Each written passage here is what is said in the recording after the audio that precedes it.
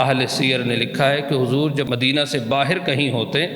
تو جب واپس داخل ہونے لگتے تو مدینہ کے باہر آپ رک جاتے اور لوگوں سے کہتے کہ تم چلو اپنے گھروں کو، اور سارے لوگ چلے جاتے اور حضور پیچھے رہ جاتے، اور جب بیچ میں گیپ ہو جاتا یعنی لوگ بہت آگے نکل گئے اور حضور پیچھے ہیں تو پھر آپ خالی اکیلے مدینہ میں داخل ہوتے ہیں، اور صحابہ اکرام کے بچے اپنے اپنے گھروں سے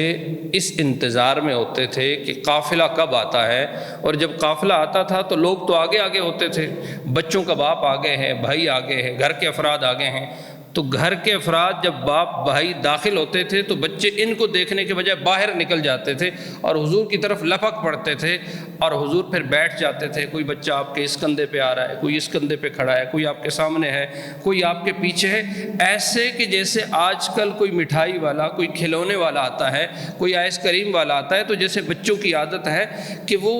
کوئی چھوٹا سا بھی تحفہ ہو تو اس کو بہت محبت سے قبول کرتے ہیں، تو بچے سارے کے سارے اس کے ارد گرد جیسے اکٹھے ہو جاتے ہیں۔ حضور سے میٹھی چیز تو دنیا میں کوئی نہیں تھی،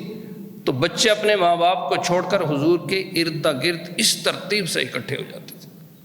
پھر آپ کسی کو اپنی سواری کے آگے بٹھا رہے ہیں، کسی کو اپنی سواری کے پیچھے بٹھا رہے ہیں، آپ کی سواری بچوں سے لدی ہوئی مدینہ میں داخل ہو رہی ہوتی تھی۔